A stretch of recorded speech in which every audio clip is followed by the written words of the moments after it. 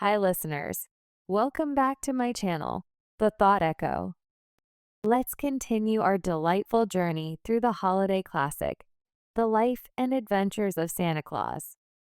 In this second part, Manhood, we follow Santa as he grows into his role, embracing his purpose and embarking on his mission to spread joy and kindness. It's a pivotal chapter where we see his transformation and the beginning of the traditions that make him the beloved figure we know today. Let's dive into this enchanting phase of his life. Chapter 7. The Great Battle Between Good and Evil. Ak listened gravely to the recital of Claus, stroking his beard the while with a slow, graceful motion that betokened deep thought.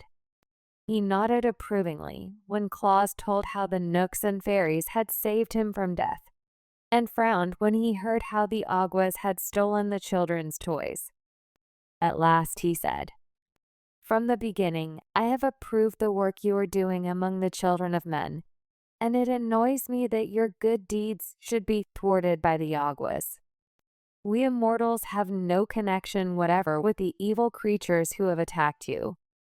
Always have we avoided them, and they, in turn, have hitherto taken care not to cross our pathway.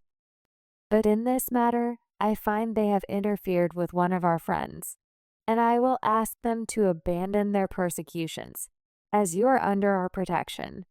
Claus thanked the Master Woodsman most gratefully and returned to his valley, while Ak, who never delayed carrying out his promises, at once traveled to the mountains of the Aguas. There, standing on the bare rocks, he called on the king and his people to appear. Instantly, the place was filled with throngs of the scowling Aguas, and their king, perching himself on a point of rock, demanded fiercely, "Who dares call on us?" "It is I, the Master Woodsman of the world," responded Ak. "Here are no forests for you to claim," cried the king angrily. "We owe no allegiance to you, nor to any immortal." "That is true," replied Ak calmly. "Yet you have ventured to interfere with the actions of Claus, who dwells in the Laughing Valley and is under our protection." Many of the Aguas began muttering at this speech, and their king turned threateningly on the Master Woodsman. "You are set to rule the forests, but the plains and the valleys are ours," he shouted. "Keep to your own dark woods. We will do as we please with Claus. You shall not harm our friend in any way," replied Ak. "Shall we not?" asked the king impudently. "You will see. Our powers are vastly superior to those of mortals, and fully as great as those of immortals." "It is your conceit that misleads you," said Ak sternly. "You are a transient race, passing from life into nothingness. We, who live forever, pity but despise you. On earth you are scorned by all, and in heaven you have no place. Even the mortals, after their earth life, enter another existence for all time, and so are your superiors. How then dare you, who are neither mortal nor immortal, refuse to obey my wish?" The Aguas sprang to their feet with menacing gestures, but their king motioned them back. "Never before," he cried to Ak, while his voice trembled with rage, "has an immortal declared himself the master of the Aguas. Never shall an immortal venture to interfere with our actions again. For we will avenge your scornful words by killing your friend Claus within 3 days. Nor you, nor all the immortals can save him from our wrath. We defy your powers. Begone, Master Woodsman of the world. In the country of the Aguas, you have no place. It is war," declared Ak with flashing eyes. "It is war," returned the king savagely. "In 3 days your friend will be dead." The master turned away and came to his forest of Burzee, where he called a meeting of the immortals and told them of the defiance of the Aguas and their purpose to kill Claus within 3 days. The little folk listened to him quietly. "What shall we do?" asked Ak. "These creatures are of no benefit to the world," said the Prince of the Knooks. "We must destroy them."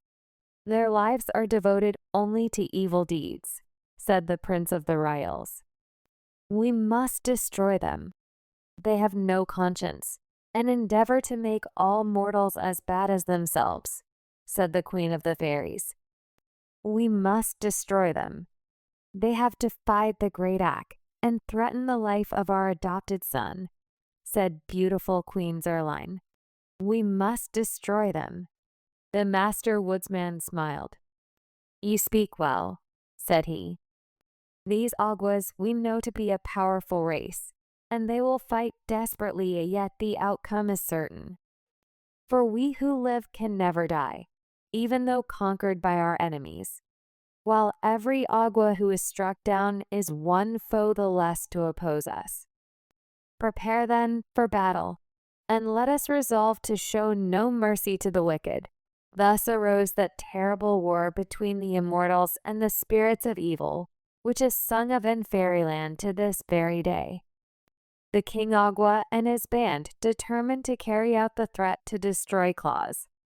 They now hated him for two reasons. He made children happy and was a friend of the Master Woodsman. But since Ak's visit, they had reason to fear the opposition of the immortals, and they dreaded defeat.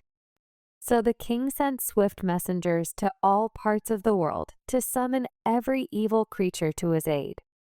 And on the third day after the declaration of war, a mighty army was at the command of the King Agua. There were 300 Asiatic dragons, breathing fire that consumed everything it touched. These hated mankind and all good spirits. And there were the three-eyed giants of Tatery, a host in themselves, who liked nothing better than to fight. And next came the black demons from Patagonia, with great spreading wings like those of a bat, which swept terror and misery through the world as they beat upon the air. And joined to these were the Goozle goblins, with long talons as sharp as swords, with which they clawed the flesh from their foes. Finally, every mountain Agua in the world had come to participate in the great battle with the immortals. The King Agua looked around upon this vast army, and his heart beat high with wicked pride, for he believed he would surely triumph over his gentle enemies, who had never before been known to fight. But the Master Woodsman had not been idle. None of his people was used to warfare. Yet now that they were called upon to face the hosts of evil, they willingly prepared for the fray. Ak had commanded them to assemble in the Laughing Valley, where Claus, ignorant of the terrible battle that was to be waged on his account, was quietly making his choice. Soon the entire valley, from hill to hill, was filled with the little immortals. The Master Woodsman stood first, bearing a gleaming axe that shone like burnished silver. Next came the Ryls, armed with sharp thorns from bramble bushes. Then the Knooks, bearing the spears they used when they were forced to prod their savage beasts into submission. The fairies, dressed in white gauze with rainbow-hued wings, bore golden wands, and the wood nymphs, in their uniforms of oak leaf green, carried switches from ash trees as weapons. Loud laughed the Agua King when he beheld the size and the arms of his foes. To be sure, the mighty axe of the woodsman was to be dreaded, but the sweet-faced nymphs and pretty fairies, the gentle Ryls and crooked Knooks were such harmless folk that he almost felt shame at having called such a terrible host to oppose them. "Since these fools dare fight," he said to the leader of the Tatery giants, "I will overwhelm them with our evil powers."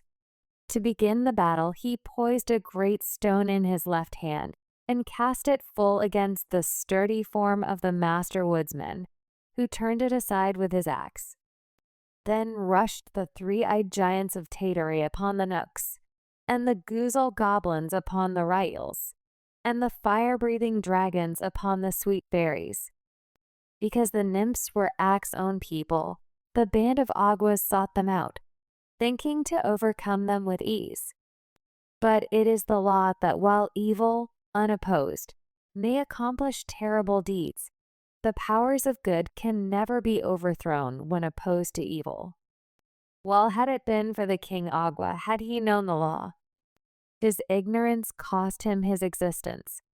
For one flash of the axe borne by the master woodsman of the world cleft the wicked king in twain and rid the earth of the vilest creature it contained. Greatly marveled the Tatery giants when the spears of the little Nooks pierced their thick walls of flesh and sent them reeling to the ground with howls of agony. Woe came upon the sharp-taloned goblins when the thorns of the Rails reached their savage hearts and let their life-blood sprinkle all the plain. And afterward from every drop a thistle grew. The dragons paused astonished before the fairy wands, from whence rushed a power that caused their fiery breaths to flow back on themselves, so that they shriveled away and died. As for the Aguas, they had scant time to realize how they were destroyed, for the ash switches of the nymphs bore a charm unknown to any Agua, and turned their foes into clods of earth at the slightest touch. When Ak leaned upon his gleaming axe and turned to look over the field of battle, he saw the few giants who were able to run disappearing over the distant hills on their return to Tatery. The goblins had perished everyone, as had the terrible dragons, while all that remained of the wicked Aguas was a great number of earthen hillocks dotting the plain. And now the immortals melted from the valley like dew at sunrise, to resume their duties in the forest, while Ak walked slowly and thoughtfully to the house of Claus and entered. "You have many toys ready for the children," said the woodsman, "and now you may carry them across the plain to the dwellings and the villages without fear." "Will not the Aguas harm me?" asked Claus eagerly. "The Aguas," said Ak, "have perished. Now I will gladly have done with wicked spirits and with fighting and bloodshed. It was not from choice that I told of the Aguas and their allies, and of their great battle with the immortals. They were part of this history, and could not be avoided." Chapter 8. The first journey with the reindeer. Those were happy days for Claus when he carried his accumulation of toys to the children who had awaited them so long. During his imprisonment in the valley, he had been so industrious that all his shelves were filled with playthings, and after quickly supplying the little ones living nearby, he saw he must now extend his travels to wider fields. Remembering the time when he had journeyed with Ak through all the world, he knew children were everywhere, and he longed to make as many as possible happy with his gifts. So he loaded a great sack with all kinds of toys, slung it upon his back that he might carry it more easily, and started off on a longer trip than he had yet undertaken. Wherever he showed his merry face, in hamlet or in farmhouse, he received a cordial welcome, for his fame had spread into far lands. At each village, the children swarmed about him, following his footsteps wherever he went, and the women thanked him gratefully for the joy he brought their little ones, and the men looked upon him curiously that he should devote his time to such a queer occupation as toy-making. But everyone smiled on him and gave him kindly words, and Claus felt amply repaid for his long journey. When the sack was empty, he went back again to the Laughing Valley, and once more filled it to the brim. This time he followed another road, into a different part of the country, and carried happiness to many children who never before had owned a toy or guessed that such a delightful plaything existed. After a third journey, so far away that Claus was many days walking the distance, the store of toys became exhausted, and without delay he set about making a fresh supply.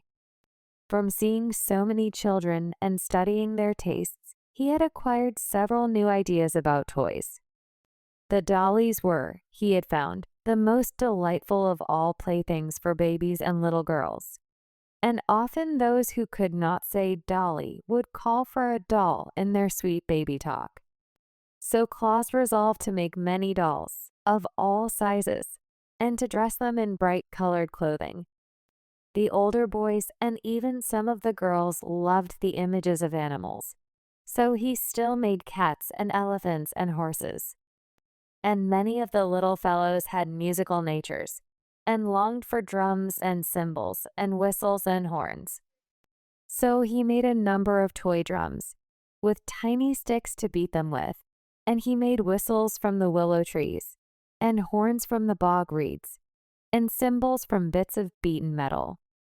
All this kept him busily at work, and before he realized it, the winter season came, with deeper snows than usual, and he knew he could not leave the valley with his heavy pack.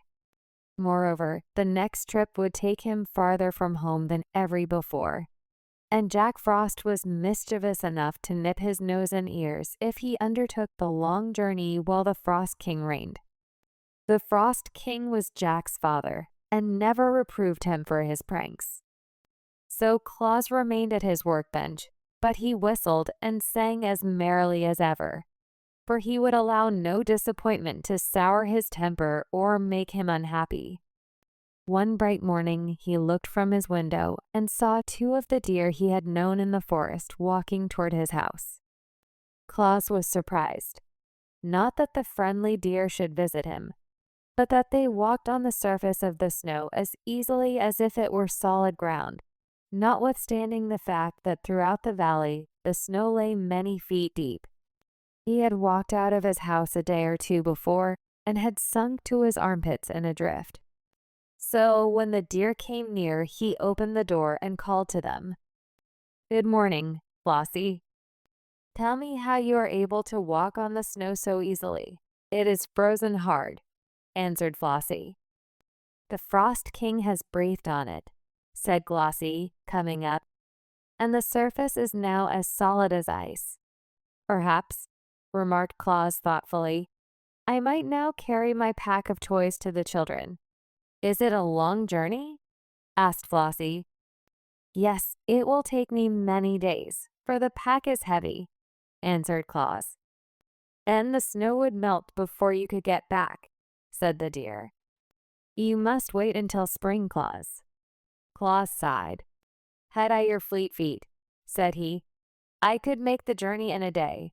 "But you have not," returned Glossie, looking at his own slender legs with pride. "Perhaps I could ride upon your back," Claus ventured to remark after a pause. "Oh no, our backs are not strong enough to bear your weight," said Flossie decidedly. "But if you had a sledge and could harness us to it, we might draw you easily, and your pack as well." "I'll make a sledge," exclaimed Claus. "Will you agree to draw me if I do?" "Well," replied Flossie, "we must first go and ask the Knooks, who are our guardians, for permission. But if they consent, and you can make a sledge and harness, we will gladly assist you." "Then go at once," cried Claus eagerly. "I am sure the friendly Knooks will give their consent, and by the time you are back, I shall be ready to harness you to my sledge." Flossie and Glossie, being deer of much intelligence, had long wished to see the great world, so they gladly ran over the frozen snow to ask the Knooks if they might carry Claus on his journey. Meantime, the toy maker hurriedly began the construction of a sledge, using material from his wood pile. He made two long runners that turned upward at the front ends, and across these nailed short boards to make a platform. It was soon completed, but was as rude in appearance as it is possible for a sledge to be. The harness was more difficult to prepare, but Claus twisted strong cords together and knotted them so they would fit around the necks of the deer in the shape of a collar. From these ran other cords to fasten the deer to the front of the sledge. Before the work was completed, Glossie and Flossie were back from the forest, having been granted permission by Will Nook to make the journey with Claus, provided they would to Burzee by daybreak the next morning. "That is not a very long time," said Flossie. "But we are swift and strong, and if we get started by this evening, we can travel many miles during the night." Claus decided to make the attempt, so he hurried on his preparations as fast as possible. After a time, he fastened the collars around the necks of his steeds and harnessed them to his rude sledge. Then he placed a stool on the little platform to serve as a seat and filled a sack with his prettiest toys. "How do you intend to guide us?" asked Glossie. "We have never been out of the forest before, except to visit your house, so we shall not know the way." Claus thought about that for a moment. Then he brought more cords and fastened 2 of them to the spreading antlers of each deer, one on the right and the other on the left. "Those will be my reins," said Claus, "and when I pull them to the right or to the left, you must go in that direction. If I do not pull the reins at all, you may go straight ahead." "Very well," answered Glossie and Flossie, and then they asked, "Are you ready?" Claus seated himself upon the stool, placed the sack of toys at his feet, and then gathered up the reins. "All ready," he shouted. "Away we go." The deer leaned forward, lifted their slender limbs, and the next moment away flew the sledge over the frozen snow. The swiftness of the motion surprised Claus, for in a few strides they were across the valley and gliding over the broad plain beyond. The day had melted into evening by the time they started, for, swiftly as Claus had worked, many hours had been consumed in making his preparations. But the moon shone brightly to light their way, and Claus soon decided it was just as pleasant to travel by night as by day. The deer liked it better, for although they wished to see something of the world, they were timid about meeting men. And now all the dwellers in the towns and farmhouse were sound asleep and could not see them. Away and away they sped, on and on over the hills, and through the valleys, and across the plains, until they reached a village where Claus had never been before. Here he called on them to stop, and they immediately obeyed. But a new difficulty now presented itself, for the people had locked their doors when they went to bed, and Claus found he could not enter the houses to leave his toys. "I am afraid, my friends, we have made our journey for nothing," said he, "for I shall be obliged to carry my playthings back home again without giving them to the children of this village." "What's the matter?" asked Flossie. "The doors are locked," answered Claus, "and I cannot get in." Glossie looked around at the houses. The snow was quite deep in that village, and just before them was a roof only a few feet above the sledge. A broad chimney, which seemed to Glossie big enough to admit Claus, was at the peak of the roof. "Why don't you climb down that chimney?" asked Glossie. Claus looked at it. "That would be easy enough if I were on top of the roof," he answered. "Then hold fast, and we will take you there," said the deer, and they gave one bound to the roof and landed beside the big chimney. "Good!" cried Claus, well pleased, and he slung the pack of toys over his shoulder and got into the chimney. There was plenty of soot on the bricks, but he did not mind that, and by placing his hands and knees against the sides, he crept downward until he had reached the fireplace. Leaping lightly over the smoldering coals, he found himself in a large sitting room where a dim light was burning. From this room, 2 doorways led into smaller chambers. In one, a woman lay asleep, with a baby beside her in a crib. Claus laughed, but he did not laugh aloud for fear of waking the baby. Then he slipped a big doll from his pack and laid it in the crib. The little one smiled, as if it dreamed of the pretty plaything it was to find on the morrow, and Claus crept softly from the room and entered at the other doorway. Here were 2 boys, fast asleep with their arms around each other's neck. Claus gazed at them lovingly a moment, and then placed upon the bed a drum, 2 horns, and a wooden elephant. He did not linger, now that his work in this house was done, but climbed the chimney again and seated himself on his sledge. "Can you find another chimney?" he asked the reindeer. "Easily enough," replied Glossy and Flossie. Down to the edge of the roof they raced, and then, without pausing, leaped through the air to the top of the next building, where a huge, old-fashioned chimney stood. "Don't be so long this time," called Flossie, "or we shall never get back to the forest by daybreak." Claus made a trip down this chimney also and found 5 children sleeping in the house, all of whom were quickly supplied with toys. When he returned, the deer sprang to the next roof, but on descending the chimney, Claus found no children there at all. That was not often the case in this village, however, so he lost less time than you might suppose in visiting the dreary homes where there were no little ones. When he had climbed down the chimneys of all the houses in that village, and had left a toy for every sleeping child, Claus found that his great sack was not yet half emptied. "Onward, friends," he called to the deer.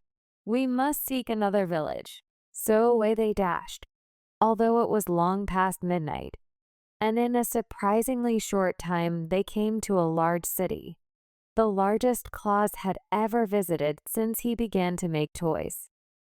But, nothing daunted by the throng of houses, he set to work at once, and his beautiful steeds carried him rapidly from one roof to another, only the highest being beyond the leaps of the agile deer.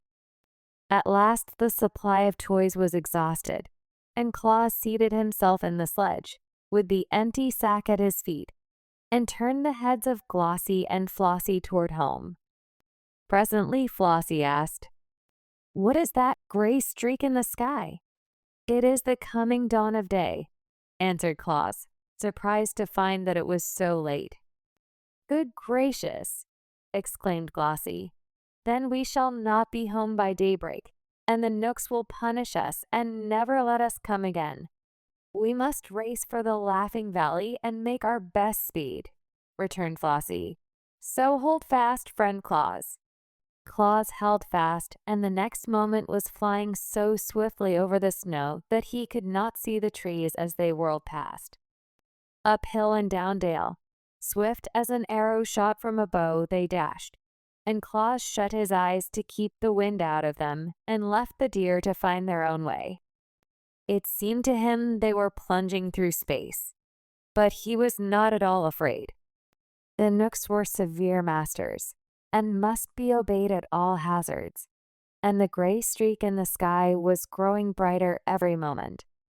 Finally the sledge came to a sudden stop, and Claus, who was taken unawares, tumbled from his seat into a snowdrift. As he picked himself up, he heard the deer crying, "Quick, friend, quick! Cut away our harness." He drew his knife and rapidly severed the cords, and then he wiped the moisture from his eyes and looked around him. The sledge had come to a stop in the Laughing Valley, only a few feet, he found, from his own door. In the east the day was breaking, and turning to the edge of Bursey, he saw Glossy and Flossie just disappearing in the forest. Chapter 9. Santa Claus. Claus thought that none of the children would ever know where the toys came from, which they found by their bedsides when they wakened the following morning. But kindly deeds are sure to bring fame, and fame has many wings to carry its tidings into far lands. So for miles and miles in every direction, people were talking of Claus and his wonderful gifts to children. The sweet generousness of his work caused a few selfish folk to sneer, but even these were forced to admit their respect for a man so gentle-natured that he loved to devote his life to pleasing the helpless little ones of his race.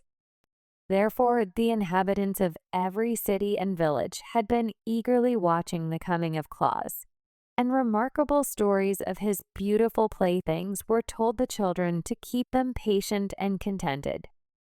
When, on the morning following the first trip of Claus with his deer, the little ones came running to their parents with the pretty toys they had found and asked from whence they came. There was but one reply to the question. "The good Claus must have been here, my darlings, for his are the only toys in all the world." "But how did he get in?" asked the children. At this the fathers shook their heads, being themselves unable to understand how Claus had gained admittance to their homes. But the mothers, watching the glad faces of their dear ones, whispered that the good Claus was no mortal man, but assuredly a saint, and they piously blessed his name for the happiness he had bestowed upon their children. "A saint," said one, with bowed head, "has no need to unlock doors if it pleases him to enter our homes." And afterward, when a child was naughty or disobedient, its mother would say, "You must pray to the good Santa Claus for forgiveness. He does not like naughty children, and unless you repent, he will bring you no more pretty toys." But Santa Claus himself would not have approved this speech. He brought toys to the children because they were little and helpless, and because he loved them. He knew that the best of children were sometimes naughty, and that the naughty ones were often good. It is the way with children, the world over, and he would not have changed their natures had he possessed the power to do so. And that is how our Claus became Santa Claus.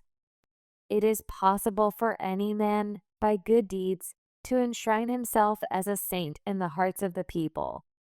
Chapter 10.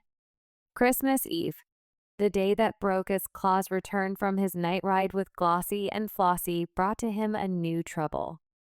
Wool Nook, the chief guardian of the deer, came to him, surly and ill-tempered, to complain that he had kept Glossie and Flossie beyond daybreak, in opposition to his orders.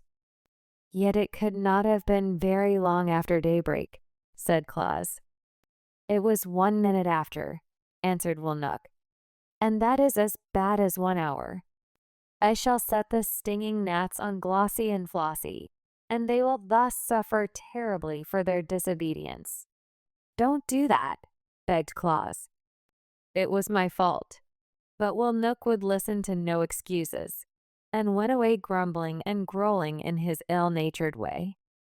For this reason Claus entered the forest to consult Nestle about rescuing the good deer from punishment. To his delight he found his old friend, the master woodsman, seated in the circle of nymphs. Ak listened to the story of the night journey to the children, and of the great assistance the deer had been to Claus by drawing his sledge over the frozen snow. "I do not wish my friends to be punished if I can save them," said the toy maker, when he had finished the relation. "They were only 1 minute late, and they ran swifter than a bird flies to get home before daybreak." Ak stroked his beard thoughtfully a moment, and then sent for the Prince of the Knooks, who rules all his people in Burzee, and also for the Queen of the Fairies and the Prince of the Ryals. When all had assembled, Claus told his story again, at Ak's command, and then the master addressed the Prince of the Knooks, saying, "The good work that Claus is doing among mankind deserves the support of every honest immortal. Already he is called a saint in some of the towns, and before long the name of Santa Claus will be lovingly known in every home that is blessed with children. Moreover, he is a son of our forest, so we owe him our encouragement. You, ruler of the Knooks, have known him these many years. Am I not right in saying he deserves our friendship?" The prince, crooked and sour of visage, as all Knooks are, looked only upon the dead leaves at his feet and muttered, "You are the master woodsman of the world."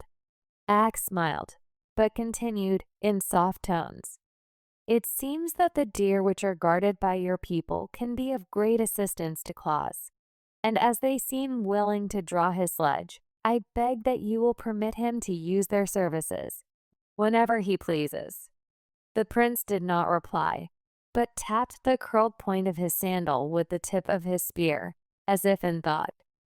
Then the fairy queen spoke to him in this way, If you consent to Ak's request, I will see that no harm comes to your deer while they are away from the forest."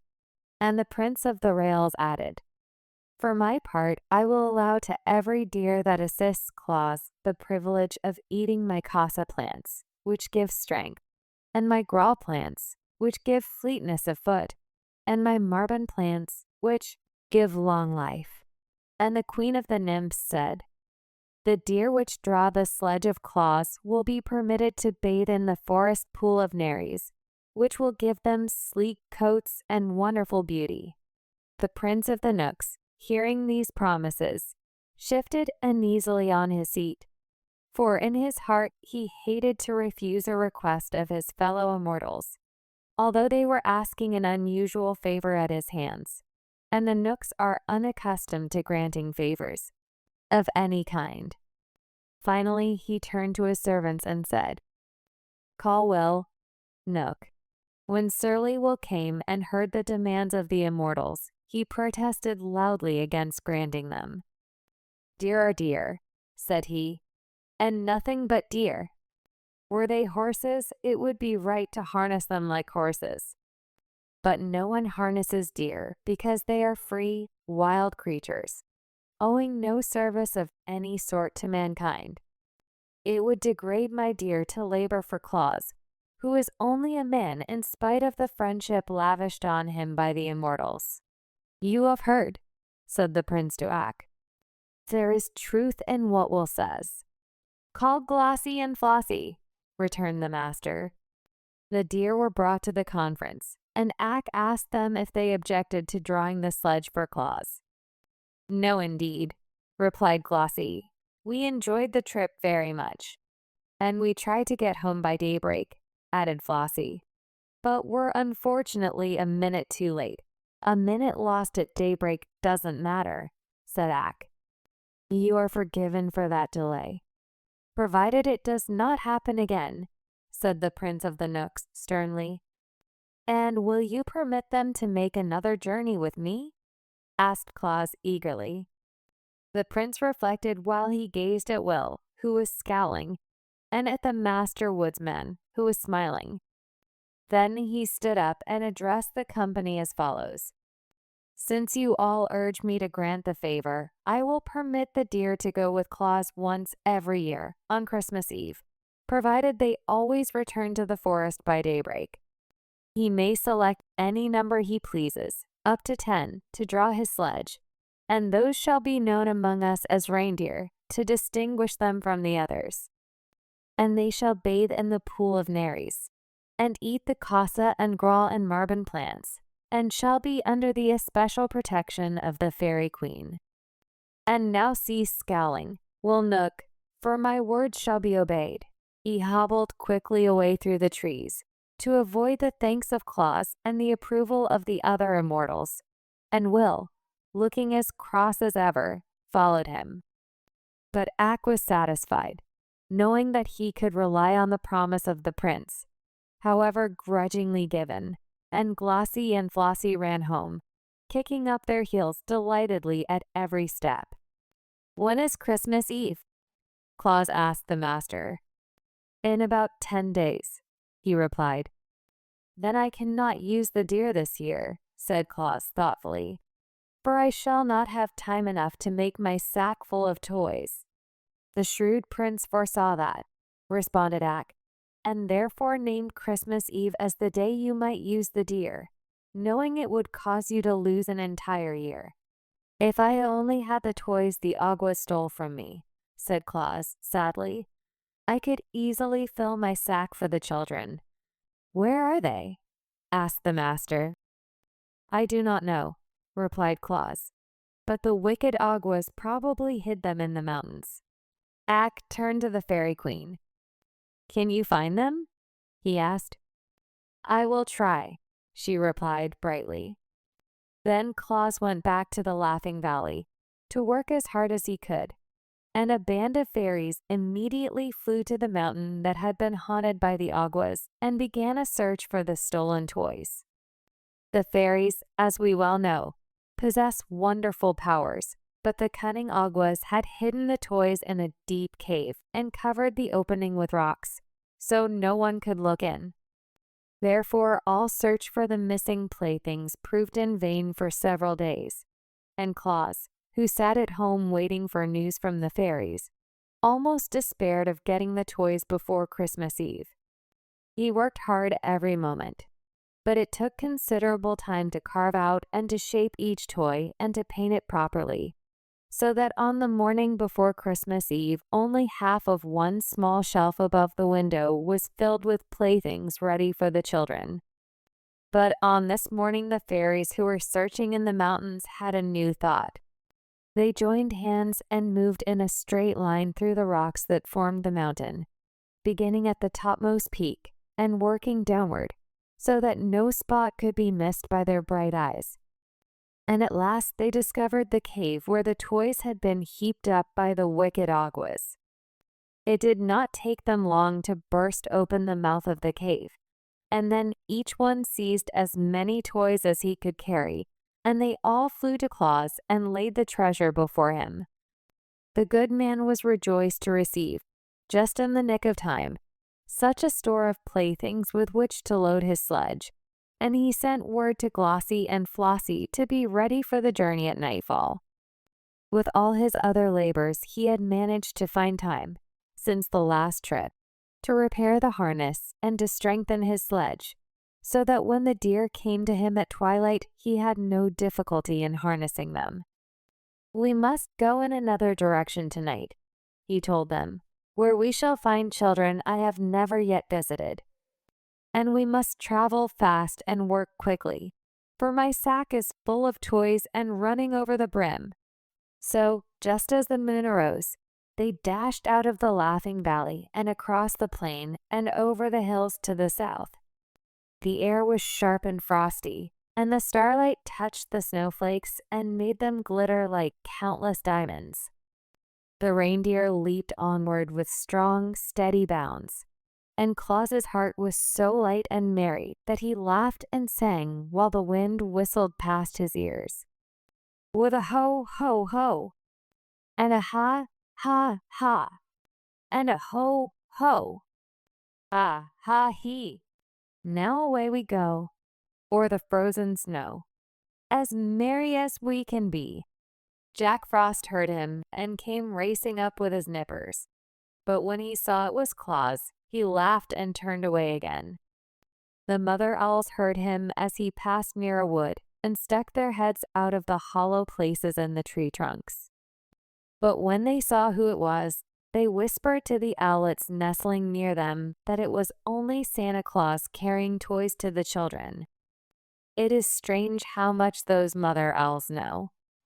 Claus stopped at some of the scattered farmhouses and climbed down the chimneys to leave presents for the babies.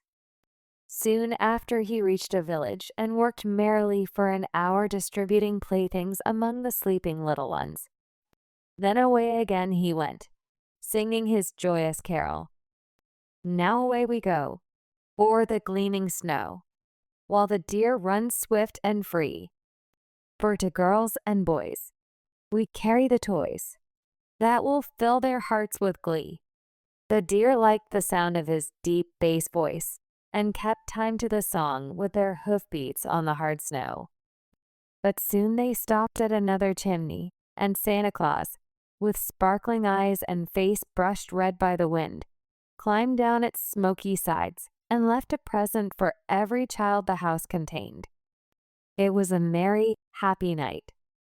Swiftly the deer ran, and busily their driver worked to scatter his gifts among the sleeping children.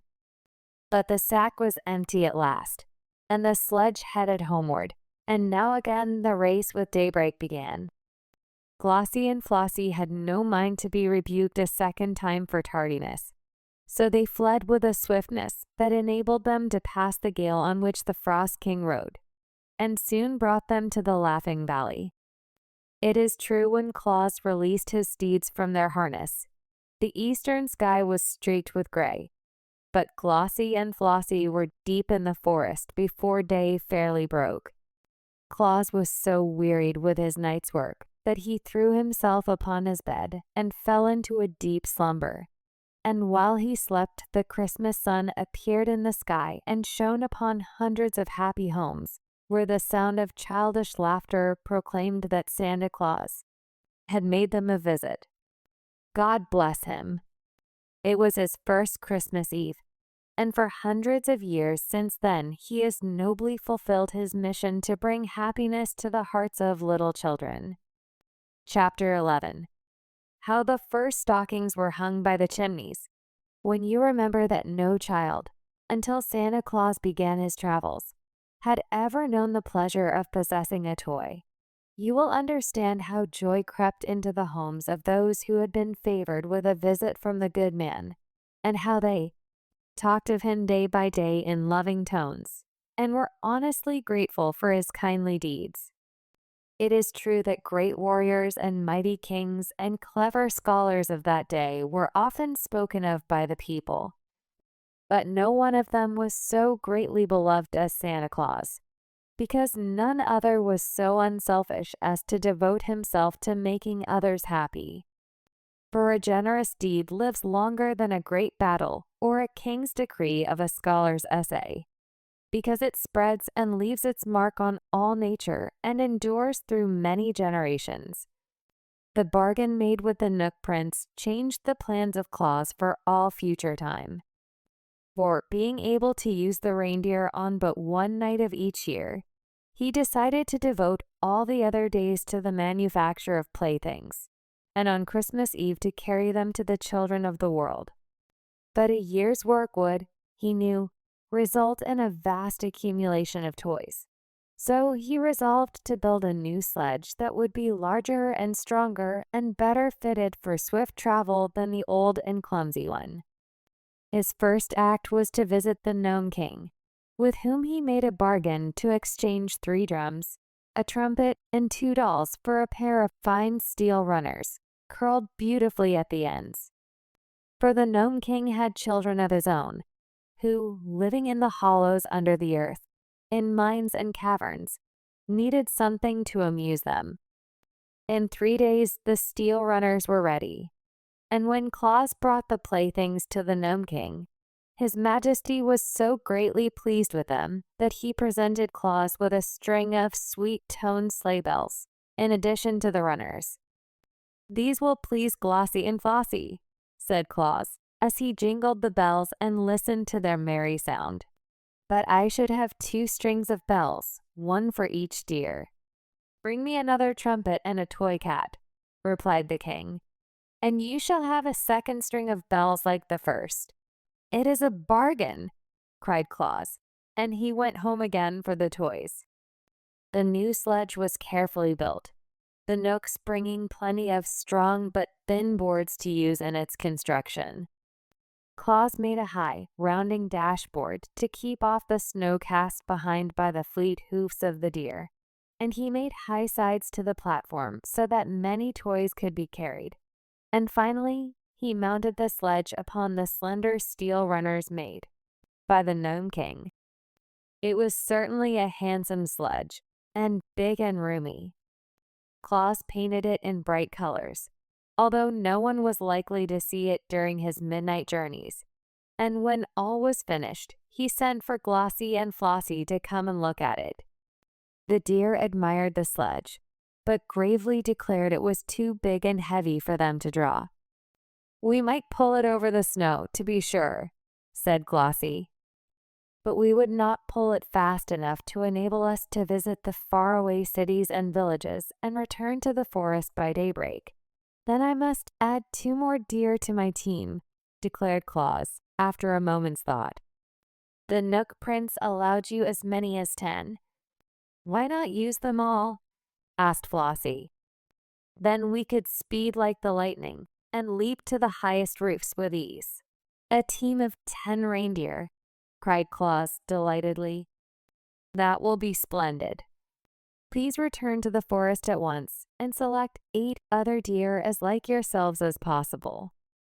And you must all eat of the casa plant to become strong, and of the grawl plant to become fleet of foot, and of the marben plant that you may live long to accompany me on my journeys. Likewise, it will be well for you to bathe in the pool of Nereis, which the lovely Queen Zerline declares will render you rarely beautiful. Should you perform these duties faithfully, there is no doubt that on next Christmas Eve, my 10 reindeer will be the most powerful and beautiful steeds the world has ever seen. So Glossie and Flossie went to the forest to choose their mates, and Claus began to consider the question of a harness for them all. In the end, he called upon Peter Nook for assistance, for Peter's heart is as kind as his body is crooked, and he is remarkably shrewd as well. And Peter agreed to furnish strips of tough leather for the harness. This leather was cut from the skins of lions that had reached such an advanced age that they died naturally, and on one side was tawny hair, while the other side was cured to the softness of velvet by the deft Nooks. When Claus received these strips of leather, he sewed them neatly into a harness for the 10 reindeer, and it proved strong and serviceable, and lasted him for many years. The harness and sledge were prepared at odd times, for Claus devoted most of his days to the making of toys. These were now much better than the first ones had been, for the immortals often came to his house to watch him work and to offer suggestions. It was Nestle's idea to make some of the dolls say Papa and Mama. It was a thought of the Nooks to put a squeak inside the lambs, so that when a child squeezed them, they would say Ba. And the Fairy Queen advised Claus to put whistles in the birds, so they could be made to sing, and wheels on the horses, so children could draw them around. Many animals perished in the forest, from one cause or another, and their fur was brought to Claus that he might cover with it the small images of beasts he made for playthings. A merry Rael suggested that Claus make a donkey with a nodding head, which he did, and afterward found that it amused the little ones immensely. And so the toys grew in beauty and attractiveness every day, until they were the wonder of even the immortals. When another Christmas Eve drew near, there was a monster load of beautiful gifts for the children ready to be loaded upon the big sledge. Claus filled 3 sacks to the brim, and tucked every corner of the sledge box full of toys besides. Then, at twilight, the 10 reindeer appeared, and Flossie introduced them all to Claus. They were Racer and Pacer, Reckless and Speckless, Fearless and Peerless, and Ready and Steady, who, with Glossie and Flossie, made up the 10 who have traversed the world these hundreds of years with their generous master. They were all exceedingly beautiful, with slender limbs, spreading antlers, velvety dark eyes, and smooth coats of fawn color spotted with white.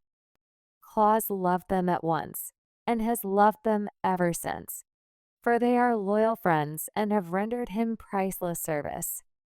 The new harness fitted them nicely, and soon they were all fastened to the sledge by twos, with Glossie and Flossie in the lead. These wore the strings of sleigh bells, and were so delighted with the music they made that they kept prancing up and down to make the bells ring. Claus now seated himself in the sledge, drew a warm robe over his knees and his fur cap over his ears, and cracked his long whip as a signal to start. Instantly the 10 leaped forward and were away like the wind, while Jolly Claus laughed gleefully to see them run and shouted a song in his big, hearty voice.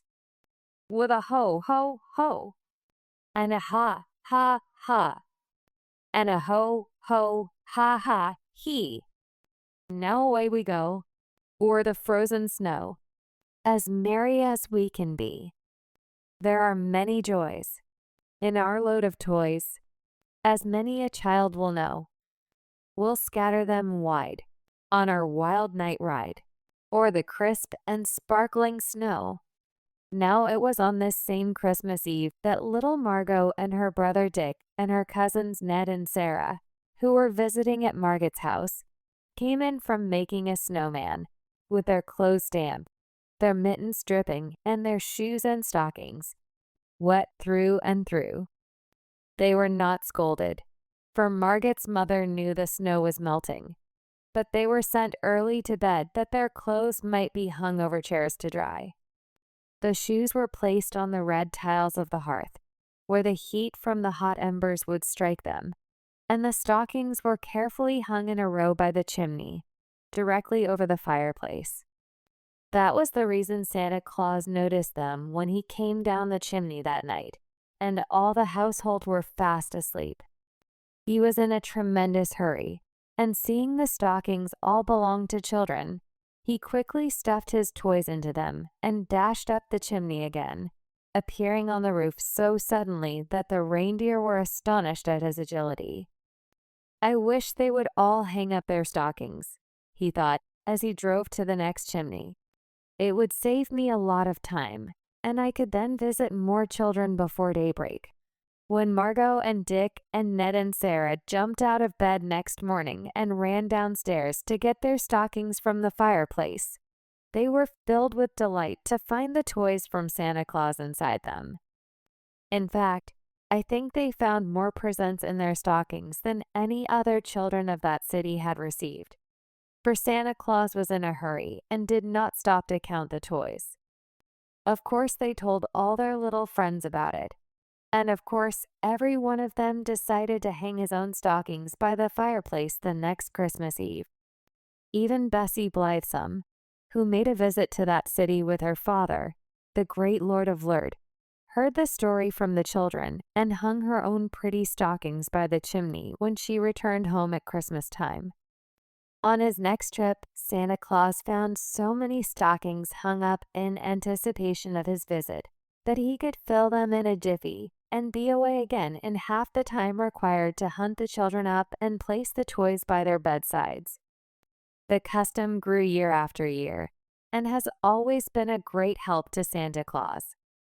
And with so many children to visit, he surely needs all the help we are able to give him. Chapter 12. The First Christmas Tree. Claus had always kept his promise to the Knooks by returning to the Laughing Valley by daybreak, but only the swiftness of his reindeer has enabled him to do this, for he travels over all the world. He loved his work, and he loved the brisk night ride on his sledge and the gay tinkle of the sleigh bells. On that first trip with the 10 reindeer, only Glossie and Flossie wore bells, but each year thereafter, for 8 years, Claus carried presents to the children of the Gnome King, and that good-natured monarch gave him in return a string of bells at each visit, so that finally every one of the 10 deer was supplied, and you may imagine what a merry tune the bells played as the sledge sped over the snow. The children's stockings were so long that it required a great many toys to fill them, and soon Claus found there were other things besides toys that children love. So he sent some of the fairies, who were always his good friends, into the tropics, from whence they returned with great bags full of oranges and bananas which they had plucked from the trees. And other fairies flew to the wonderful valley of Funnyland, where delicious candies and bonbons grow thickly on the bushes, and returned laden with many boxes of sweetmeats for the little ones. These things Santa Claus, on each Christmas Eve, placed in the long stockings, together with his toys, and the children were glad to get them, you may be sure. There are also warm countries where there is no snow in winter, but Claus and his reindeer visited them as well as the colder climes, for there were little wheels inside the runners of his sledge, which permitted it to run as smoothly over bare ground as on the snow. And the children who lived in the warm countries learned to know the name of Santa Claus, as well as those who lived nearer to the Laughing Valley. Once, just as the reindeer were ready to start on their yearly trip, a fairy came to Claus and told him of 3 little children who lived beneath a rude tent of skins on a broad plain where there were no trees whatever.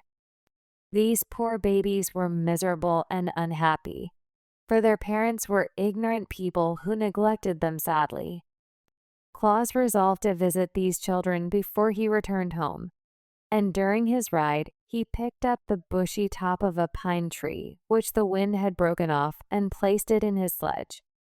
It was nearly morning when the deer stopped before the lonely tent of skins where the poor children lay asleep. Claus at once planted the bit of pine tree in the sand and stuck many candles on the branches. Then he hung some of his prettiest toys on the tree, as well as several bags of candies. It did not take long to do all this, for Santa Claus works quickly, and when all was ready, he lighted the candles, and, thrusting his head in at the opening of the tent, he shouted, "Merry Christmas, little ones."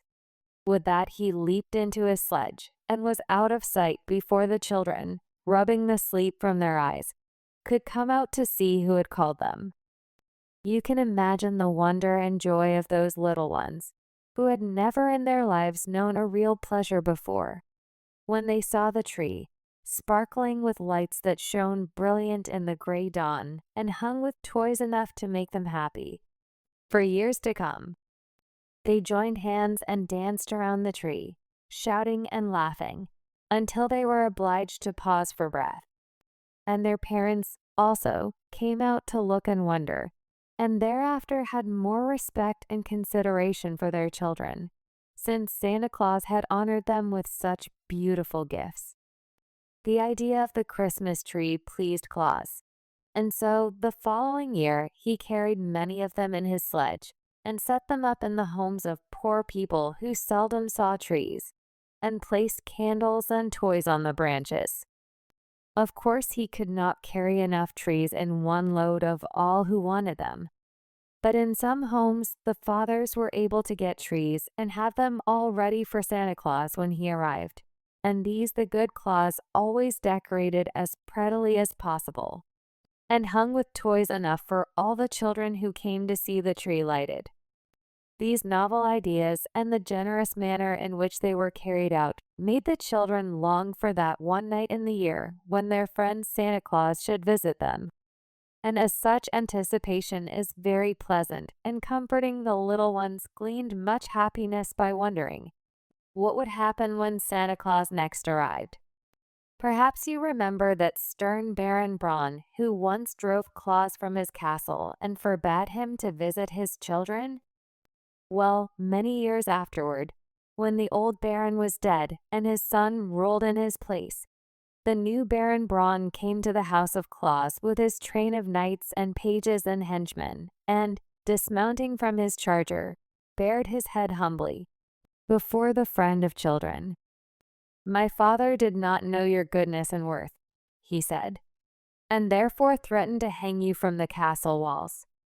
But I have children of my own, who long for a visit from Santa Claus, and I have come to beg that you will favor them hereafter as you do other children."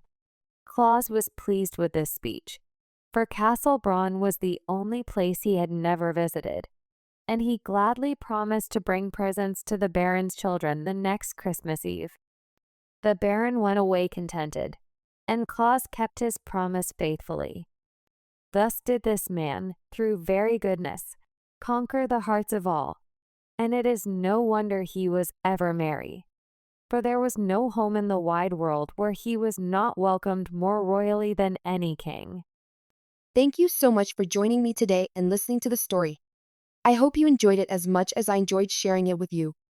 Don't forget to hit that subscribe button and turn on notifications so you never miss a new story. If you liked today's tale, give it a thumbs up and share your thoughts in the comments below. I can't wait to see you next time for another magical adventure. Until then, take care and keep imagining.